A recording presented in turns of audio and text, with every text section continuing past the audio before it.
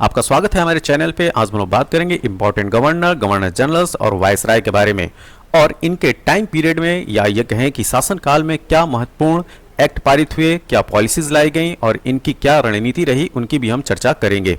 तो चलिए सबसे पहले स्टार्ट करते हैं वारेन हेस्टिंग्स के साथ। इसका टाइम पीरियड होता है 1773 से लेकर 1785 ईस्वी तक। यह बंगाल का प्रथम गवर्नर जनरल होता है। ठीक है, 1773 ईस्वी में रेगुलेटिंग एक्ट पारित हुआ। इसी के टाइम पीरियड में घेरे की नीति, जिसको रिंग फेंस नीति भी बोला जाता है, वारेन हेस्टिंग्स से ही संबंधित है। और यह प्रश्न पूछा भी जाता है कि घेरे की नीति या रिंग फेंस की पॉलिसी किसकी थी, तो वारेन हेस्टिंग्स की थी। ठीक है, कलकत्ता में सुप्रीम कोर्ट सर्वोच्च न्यायालय की स्थापना इसी के द्वारा कराई जाती है। प्रथम आंग्ल मराठा युद्ध 1775 से 1782 ईस्वी तक, द्वितीय आंग्ल मैसूर युद्ध 1780 से लेकर 1784 ईस्वी तक और सालबाई की संधि 1782 ईस्वी में इसी के टाइम पीरियड में होता है। भारत में न्यायिक सेवा का जनक वारेन हेस्टिंग्स को ही माना जाता है। तो भारत में अगर जुडिशरी सर्विस की शुरुआत करने की बात किया जाए तो ये वारेन हेस्टिंग्स के द्वारा किया जाता है। तो इसी वजह से भारत में न्यायिक सेवा का जनक वारेन हेस्टिंग्स को बोलते हैं। लॉर्ड कॉर्नवालिस के बारे में बात करते हैं, या अगला जो है वह गवर्नर जनरल होता है। तो 1786 से लेकर 1793 ईस्वी तक यह इसका टाइम पीरियड होता है। इसके शासनकाल में जो प्रमुख बातें होती हैं उनको देखते हैं। तृतीय आंग्ल मैसूर युद्ध जो कि 1790 से लेकर 1792 ईस्वी में होता है और श्रीरंगपट्टनम की संधि जो कि 1792 ईस्वी में होती है, इसी के टाइम पीरियड में संपन्न होती है। स्थायी बंदोबस्त 1793 ईस्वी में इसी के टाइम पीरियड में शुरुआत होता है। 5 अक्टूबर 1805 को कॉर्नवालिस की मृत्यु गाजीपुर उत्तर प्रदेश में हुई और वहीं पर इसकी कब्र स्थित है। भारत में सिविल सेवा तथा पुलिस सेवा का जनक जो है लॉर्ड कॉर्नवालिस को बोला जाता है। और वारेन हेस्टिंग्स को क्या बोलते हैं, भारत में न्यायिक सेवा का जनक बोलते हैं। लेकिन अगर आपसे पूछा जाए कि भारत में सिविल सेवा एवं पुलिस सेवा का जनक किसको बोलते हैं, तो लॉर्ड कॉर्नवालिस को। लॉर्ड वेलेस्ली के बारे में बात करते हैं। इसका टाइम पीरियड होता है 1798 से लेकर 1805 ईस्वी तक। इसके टाइम पीरियड में सहायक संधि की शुरुआत होती है जो कि 1798 ईस्वी में होता है। हैदराबाद 1798 में, 1800 ईस्वी में, मैसूर 1799 ईस्वी में, तंजौर 1799 ईस्वी में, अवध 1801 ईस्वी में, पेशवा 1802 ईस्वी में, भोसले 1803 ईस्वी में और सिंधिया 1804 ईस्वी में इन सहायक संधियों के द्वारा जो है इसके शासनकाल के अंतर्गत शामिल किए जाते हैं। चतुर्थ आंग्ल मैसूर युद्ध की बात करें तो 1799 ईस्वी में चतुर्थ आंग्ल मैसूर युद्ध होता है और बसिन की संधि जो है 1802 ईस्वी में होती है, इसी के टाइम पीरियड में। द्वितीय आंग्ल मराठा युद्ध 1803 से लेकर 1805 ईस्वी में जो चलता है, इसी के टाइम पीरियड में होता है। कलकत्ता में फोर्ट विलियम कॉलेज की स्थापना जो है वो लॉर्ड वेलेस्ली के टाइम पीरियड में होता है। तो कभी कभी क्या होता है कि आपसे ये जो घटनाएं हैं वो पूछा जाता है कि जो सेकंड आंग्ल मराठा युद्ध था वह उस समय जो है वो भारत मतलब कि गवर्नर जनरल कौन था। तो इस तरीके से प्रश्न पूछे जाते हैं। ठीक है, या इस तरह से भी पूछा जा सकता है कि सहायक संधि की जो शुरुआत हुई थी 1798 ईस्वी के तहत कौन कौन से राज रजवाड़े या रियासतें जो है इसके तहत शामिल की गई थी या उनके साथ जो है सहायक संधि जो है वो साइन किया गया था। और इसकी शुरुआत जो है किसने किया था, लॉर्ड वेलेस्ली ने। तो इस तरह के जो है प्रश्न आपसे फ्रेम किए जाते हैं, हिस्ट्री में ध्यान रखिएगा। लॉर्ड हेस्टिंग्स के बारे में बात करते हैं। इसका टाइम पीरियड होता है 1813 से लेकर 1823 ईस्वी तक। ठीक है, 1813 से 1823 ईस्वी तक। तृतीय आंग्ल मराठा युद्ध जो कि 1817 से 1819 ईस्वी के बाद जो है यह जो है अहस्तक्षेप की नीति लाता है। ठीक है, क्या अहस्तक्षेप की नीति लाता है। ठीक, 1818 ईस्वी में पेशवा पद की समाप्ति हो जाती है। इसी के शासनकाल के दौरान आंग्ल नेपाल युद्ध 1814 से जो 1816 ईस्वी तक चलता है, इसी के टाइम पीरियड में होता है। ध्यान दीजिए लॉर्ड हेस्टिंग्स है। ठीक है, और जो पहला गवर्नर जनरल था बंगाल का वो था वारेन हेस्टिंग्स। आंग्ल नेपाल युद्ध जो कि 1814 से 1816 के बीच में होता है वो लॉर्ड हेस्टिंग्स के टाइम पीरियड में होता है। बंबई एवं मद्रास में रैयतवाड़ी व्यवस्था को टॉमस मुनरो द्वारा लागू किया जाना, ठीक, जो कि यह टाइम पीरियड होता है 1820 में। ये पूछा भी जाता है कि रैयतवाड़ी व्यवस्था जो है वो कब प्रारंभ की गई थी, तो 1820 में। कहाँ प्रारंभ की गई थी, मद्रास में। किसके द्वारा लागू किया गया था, टॉमस मुनरो के द्वारा। और कौन गवर्नर जनरल था, तो लॉर्ड हेस्टिंग्स था। अवध एवं उत्तर पश्चिम राज्यों प्रांतों में महालवाड़ी व्यवस्था को लागू करना इसी के टाइम पीरियड में होता है। तो रैयतवाड़ी हो चाहे महालवाड़ी हो, लॉर्ड हेस्टिंग्स के टाइम पीरियड में ही शुरुआत होती है। अब हम बात करेंगे लॉर्ड विलियम बेंटिक के बारे में। ठीक, ये बहुत ही इंपॉर्टेंट है। लॉर्ड विलियम बेंटिक से जो है प्रश्न पूछे जाते हैं। इसके शासनकाल के दौरान में जो जो घटनाएं घटित हुई वो सब के सब इंपॉर्टेंट है। ठीक है, इसका टाइम पीरियड होता है 1828 से लेकर 1835 ईस्वी में। ध्यान दीजिए बंगाल का अंतिम गवर्नर जनरल, ध्यान दीजिए बंगाल का अंतिम गवर्नर जनरल तथा भारत के प्रथम governor general Lord William Bentinck थे। ठीक है, तो इससे पहले जो भी हम लोग गवर्नर जनरल पढ़ रहे थे वो बंगाल के गवर्नर जनरल थे। ठीक है, बंगाल के गवर्नर जनरल। तो इसी क्रम में जो लॉर्ड विलियम बेंटिक है, जिसका शासनकाल 1828 ईस्वी से प्रारंभ होता है, वह बंगाल का अंतिम गवर्नर जनरल होता है। लेकिन भारत का प्रथम गवर्नर जनरल का जो श्रेय जाता है वो लॉर्ड विलियम बेंटिक को जाता है। ठीक, यहाँ पे क्या याद रखना है, भारत का प्रथम गवर्नर जनरल। देखिए 1829 ईस्वी में नियम 17 के द्वारा सती प्रथा का उन्मूलन जो है इसी के टाइम पीरियड में होता है। फिर 1833 ईस्वी में जो चार्टर एक्ट आता है वो इसी के टाइम पीरियड में आता है। तो 1833 ईस्वी के चार्टर एक्ट के द्वारा बंगाल के गवर्नर जनरल को भारत का गवर्नर जनरल बना दिया गया। तो देखिए ये 1828 में आता है, तो 1828 से लेकर जब चार्टर एक्ट 1833 लागू नहीं होता है तब तक यह जो है वो बंगाल का गवर्नर जनरल होता है। लेकिन 1833 के चार्टर एक्ट में यह प्रोविजन लाया गया कि बंगाल का जो गवर्नर जनरल होगा वो भारत का गवर्नर जनरल होगा। तो इसी क्रम में जो लॉर्ड विलियम बेंटिक है 1833 के चार्टर एक्ट के माध्यम से भारत का गवर्नर जनरल बन गया, और कौन सा, भारत का प्रथम गवर्नर जनरल बना दिया गया। इस प्रकार 1833 में भारत का पहला governor general Lord William Bentinck हुआ। बेंटिक ने कर्नल स्लीमैन, बहुत इंपॉर्टेंट है, कर्नल स्लीमैन की सहायता से 1830 ईस्वी में ठगी प्रथा को समाप्त किया। यह पूछा भी जाता है कि ठगी प्रथा से कौन संबंधित था, तो कर्नल स्लीमैन था। ठीक, तो ठगी प्रथा 1830 में समाप्त की जाती है लॉर्ड विलियम बेंटिक के शासनकाल के दौरान, और इसमें सहयोगी कौन होता है, कर्नल स्लीमैन। ये नाम भी याद रखना है। लॉर्ड एलन बरो के बारे में बात करते हैं। ठीक है, तो इसका टाइम पीरियड होता है 1842 से लेकर 1844 ईस्वी तक। तो पहला आंग्ल अफगान युद्ध समाप्त हुआ इसी के टाइम पीरियड में। सिंध को 1843 ईस्वी में पूर्ण रूप से ब्रिटिश साम्राज्य में मिला लिया गया। ठीक, तो 1843 ईस्वी में ब्रिटिश साम्राज्य में सिंध जो पूरी तरीके से आ जाता है, और 1843 ईस्वी में ही दास प्रथा को खत्म किया जाता है। तो दास प्रथा का उन्मूलन जो है 1843 ईस्वी में होता है। अगर आपसे पूछा जाए कि किस एक्ट के माध्यम से होता है, तो 1843 के एक्ट नंबर 5 द्वारा होता है। ठीक है, तो लॉर्ड एलन बरो जो गवर्नर जनरल भारत का था उसके टाइम पीरियड में एक बहुत जो इंपॉर्टेंट काम होता है वह दास प्रथा का उन्मूलन होता है, जो कि 1843 के एक्ट के 5 द्वारा समाप्त होता है। अब हम बात करेंगे लॉर्ड डलहौजी के बारे में, बहुत इंपॉर्टेंट है, यहां से भी प्रश्न जो है वो अक्सर आते हैं। ठीक है, तो अब हम बात करेंगे लॉर्ड डलहौजी के बारे में। इसका टाइम पीरियड होता है 1848 से लेकर 1856 ईस्वी तक।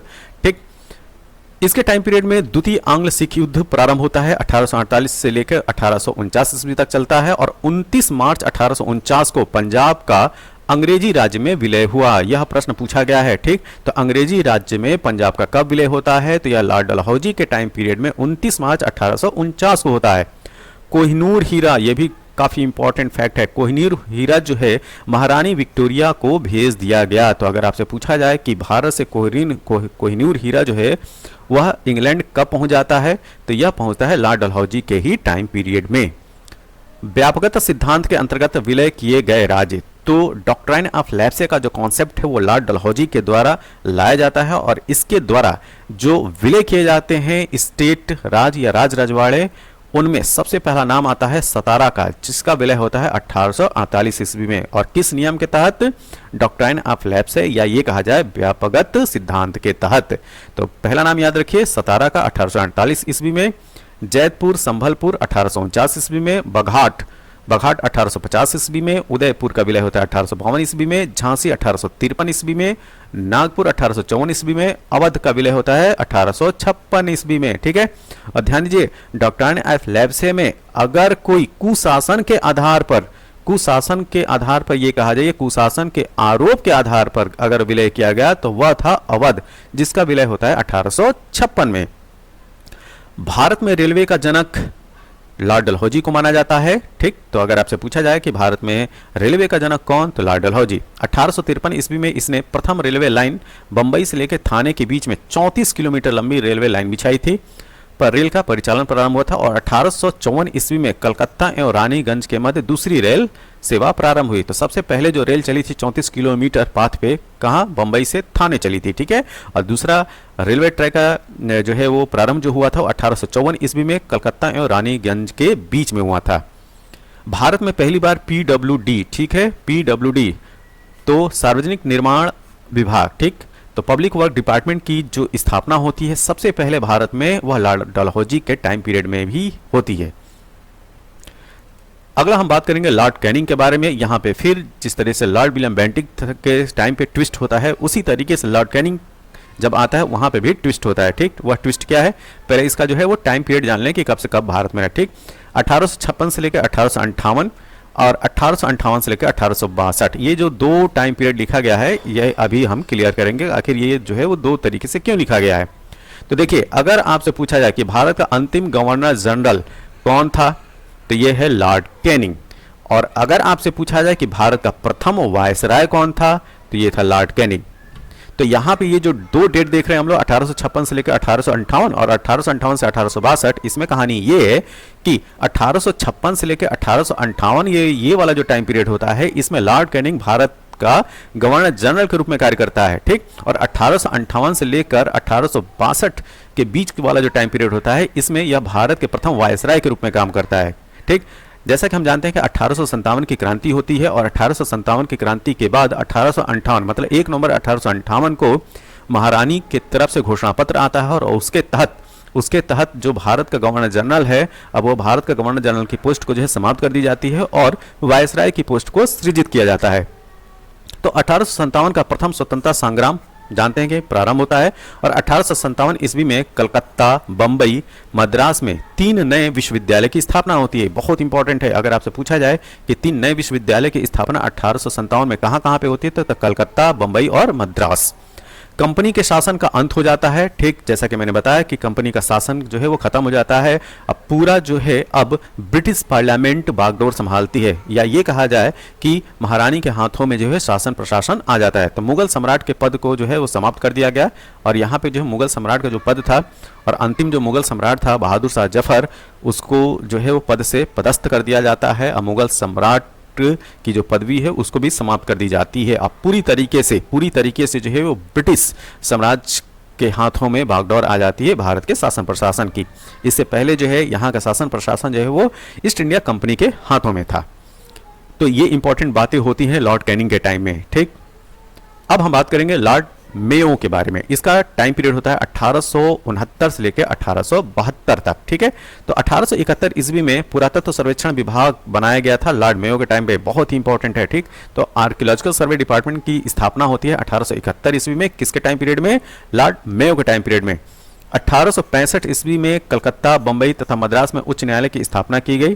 ठीक, तो यह इसका टाइम पीरियड नहीं था, ये ध्यान, ये जो है वो ये एक्स्ट्रा इन्फॉर्मेशन है। ठीक, भारत में प्रथम जनगणना लॉर्ड मेयो के कार्यकाल में प्रारंभ होती है 1872 ईस्वी में। ठीक है, तो 1872 में प्रथम जनगणना जो है प्रारंभ होती है, लेकिन यह जो है ऑफिशियल वो जो है वो डिक्लेयर नहीं होता है। जो सुचारू रूप से जनगणना प्रारंभ होती है इसके बाद वाले जो वायसराय थे उनके टाइम पीरियड में, जो कि लॉर्ड रिपन है। ठीक है, अब हम बात करेंगे लॉर्ड लिटन के बारे में। या इसका जो टाइम पीरियड है 1876 से लेकर 1880 तक रहता है। ठीक है, 1876 से 1880। तो 1878 ईस्वी में रिचर्ड स्ट्रेची की अध्यक्षता में प्रथम अकाल आयोग की नियुक्ति की गई, किसके टाइम पीरियड में, लॉर्ड लिटन के टाइम पीरियड में। तो ध्यान रखिएगा, जो पहला अकाल आयोग था वह रिचर्ड स्ट्रेची की अध्यक्षता में जो है वो प्रारंभ किया गया था। वर्नाकुलर प्रेस एक्ट 1878 में पारित हुआ। सुरेंद्र नाथ बनर्जी ने इस एक्ट को आकाश से होने वाला वज्रपात कहा था। ठीक है, तो जो वर्नाकुलर प्रेस एक्ट है 1878 को, उसको पारित किया गया लॉर्ड लिटन के टाइम में और सुरेंद्र नाथ बनर्जी ने इस एक्ट को आकाश से होने वाला वज्रपात कहा था। द्वितीय आंग्ल अफगान युद्ध 1878 से 80 के बीच में इसी के टाइम पीरियड में होता है और वैधानिक जनपद सेवा का गठन 1878 ईस्वी में किया गया। सिविल सेवा परीक्षाओं में प्रवेश की अधिकतम आयु सीमा 21 वर्ष से घटाकर 19 वर्ष कर दी गई, किसके टाइम पीरियड में, लॉर्ड लिटन के टाइम पीरियड में। अब हम बात करेंगे लॉर्ड रिपन के बारे में। ठीक है, तो इसका टाइम पीरियड होता है 1880 से लेकर 1884 के बीच में। जो रेगुलर सेंसस का प्रारंभ होता है, नियमित जो जनगणना प्रारंभ होती है वो 1881 ईस्वी में शुरू होती है लॉर्ड रिपन के टाइम पीरियड में और लॉर्ड मेयो के टाइम पीरियड में 1872 ईस्वी में जनगणना प्रारंभ होती है, लेकिन नियमित रूप से वो नहीं चलती है। ठीक, तो नियमित रूप से सेंसस जो स्टार्ट होता है वो 1881 ईस्वी में स्टार्ट होता है लॉर्ड रिपन के टाइम पीरियड में। स्थानीय स्वशासन संबंधी प्रस्ताव पारित हुआ 1882 ईस्वी में, इसलिए रिपन को स्थानीय स्वशासन का जनक कहा जाता है। तो लोकल सेल्फ गवर्नमेंट का फादर अगर आपसे पूछा जाए तो लॉर्ड रिपन को बताइएगा। ठीक है, लॉर्ड रिपन को। विलियम हंटर की अध्यक्षता में 1882 ईस्वी में शिक्षा आयोग का गठन किया गया, जो कि प्राथमिक शिक्षा से संबंधित है। ये पूछा भी जाता है कि विलियम हंटर जो कमीशन है वो किससे रिलेटेड है, तो प्राइमरी एजुकेशन से रिलेटेड है, और कब पारित हुआ, 1882 ईस्वी में यह शिक्षा आयोग का जो है गठन किया जाता है। और किसके टाइम पीरियड में, लॉर्ड रिपन के टाइम पीरियड में। वर्नाकुलर प्रेस एक्ट 1882 में इसको समाप्त कर दिया गया। 2 फरवरी 1883 ईस्वी में यूरोपियों के विरुद्ध भारतीय न्यायाधीशों द्वारा मुकदमे की सुनवाई के लिए प्रस्तावित इल्बर्ट बिल, ये बहुत इंपॉर्टेंट है, इल्बर्ट बिल विवाद हुआ था, और यह जो है श्वेत विद्रोह के नाम से भी प्रसिद्ध है। ठीक है, तो इल्बर्ट बिल विवाद जो है वो लॉर्ड रिपन के टाइम पीरियड का है। वर्नाकुलर प्रेस एक्ट को जो समाप्त किया गया वो लॉर्ड रिपन के ही टाइम पीरियड में समाप्त किया गया है। तो ये दो जो टर्म है इनको ध्यान से रखिएगा, वर्नाकुलर प्रेस एक्ट और इल्बर्ट बिल।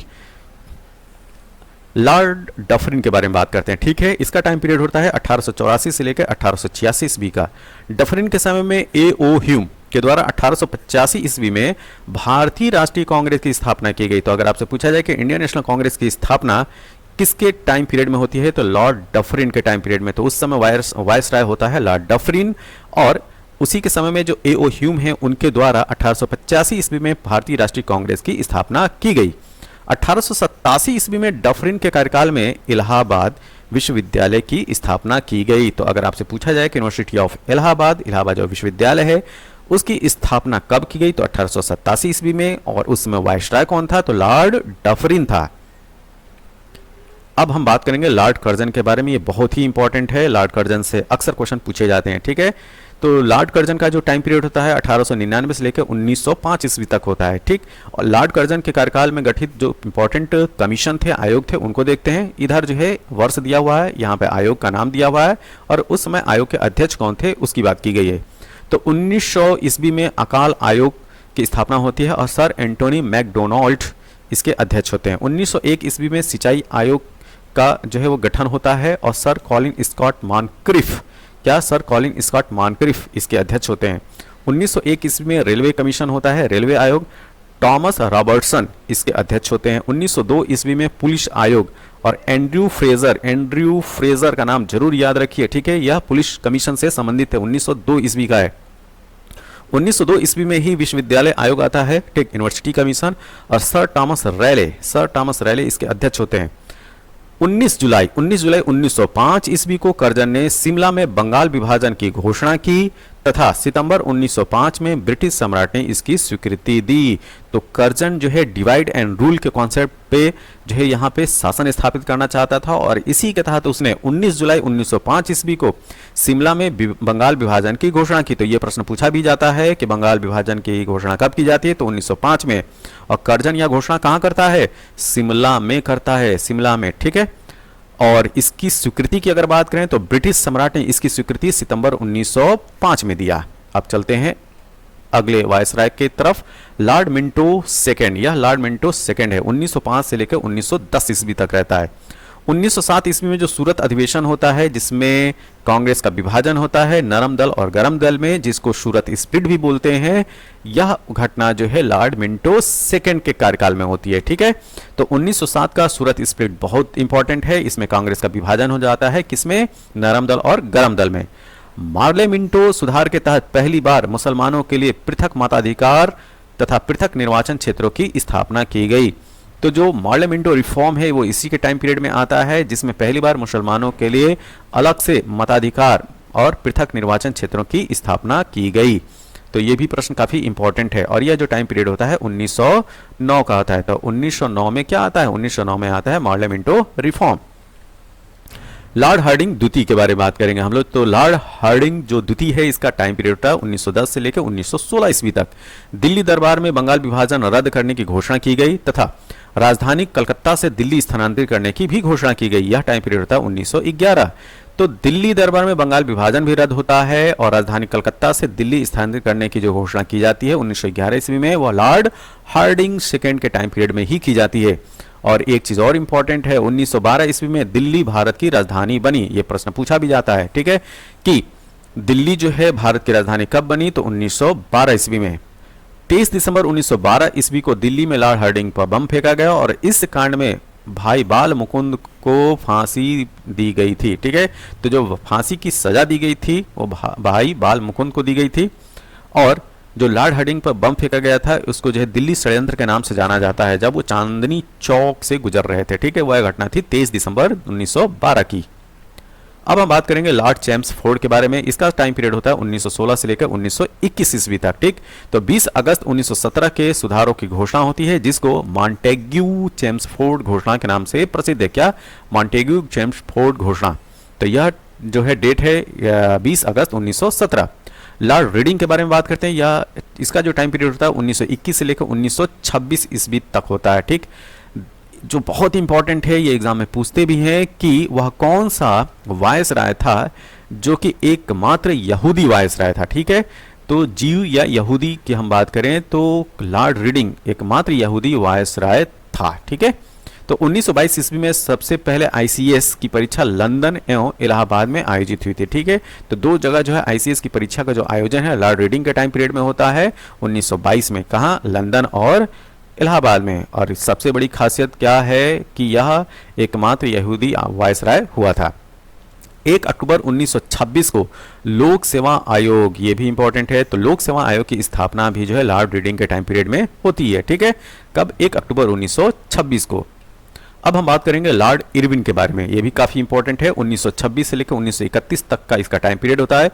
देसी रियासतों के संबंध में 1927 ईस्वी में हार्टोग बटलर समिति की नियुक्ति की जाती है। ये यूपीएससी में पूछा गया। ठीक है, यूपीएससी आईएएस के एग्जाम में जो है पूछा गया है प्रीलिम्स में कि हार्टोग बटलर समिति जो है किससे संबंधित थी, तो देसी रियासतों के संबंध में 1927 ईस्वी में हार्टोग बटलर समिति को नियुक्त किया जाता है। ठीक, उसमें वायसराय कौन होगा? Lord Irwin.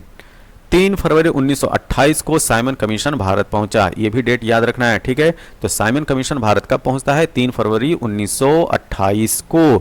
5 मार्च 1931 को गांधी इरविन समझौता होता है, जिसको दिल्ली पैक्ट के नाम से भी जाना जाता है। तो अगर आपसे पूछा जाए गांधी इरविन समझौता या दिल्ली पैक्ट कब हुआ, तो 5 मार्च 1931।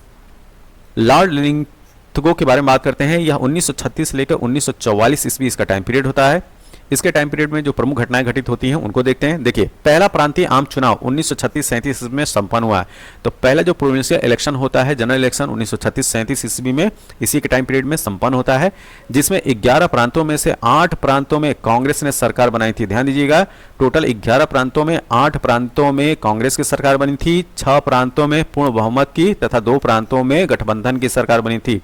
तो इस 8 में से जो 6 है वहां पे इसकी पूर्ण बहुमत के साथ सरकार बनी थी कांग्रेस की, और 2 में जो है वो गठबंधन की सरकार बनी थी। 1942 ईस्वी में क्रिप्स मिशन भारत आया था। तो अगर आपसे पूछा जाए कि क्रिप्स मिशन जब 1942 में भारत आया था तो भारत का वायसराय कौन था, तो लॉर्ड लिंथगो था। गांधी जी ने इसके निर्णय को पोस्ट डेटेड चेक कहा था। जो क्रिप्स मिशन था उसके बारे में गांधी जी का विचार क्या था कि यह पोस्ट डेटेड चेक है। ठीक, तो 1942 में क्रिप्स मिशन भारत आता है और गांधी जी इसके निर्णय को क्या बोलते हैं? पोस्ट डेटेड चेक बोलते हैं। यह भी प्रश्न पूछा जाता है। 8 अगस्त 1942 को भारत छोड़ो आंदोलन, जिसको अगस्त क्रांति के नाम से भी जानते हैं, तो भारत छोड़ो आंदोलन या अगस्त क्रांति प्रारंभ होती है कब? 8 अगस्त 1942 को, जिसमें करो या मरो का नारा, क्या करो या मरो का नारा दिया गया। लॉर्ड वेवेल के बारे में बात करते हैं। इनका टाइम पीरियड होता है 1944 से लेकर 1947 ईस्वी तक। ठीक, तो शिक्षा सुधार है तो सार्जेंट योजना बहुत इंपॉर्टेंट है। ठीक है, तो शिक्षा सुधार के लिए सार्जेंट योजना 1944 ईस्वी में इसकी घोषणा की जाती है। वेवेल प्लान 1945 ईस्वी में प्रस्तुत किया जाता है। ठीक, तो वेवेल प्लान जो है वह इसलिए नाम पड़ा क्योंकि वायसराय जो है उसमें लॉर्ड वेवेल ही था। 20 फरवरी 1947 को ब्रिटिश प्रधानमंत्री लॉर्ड क्लीमेंट एटली, क्या क्लीमेंट एटली ने घोषणा की कि भारत को जून 1948 तक सत्ता सौंप देंगे।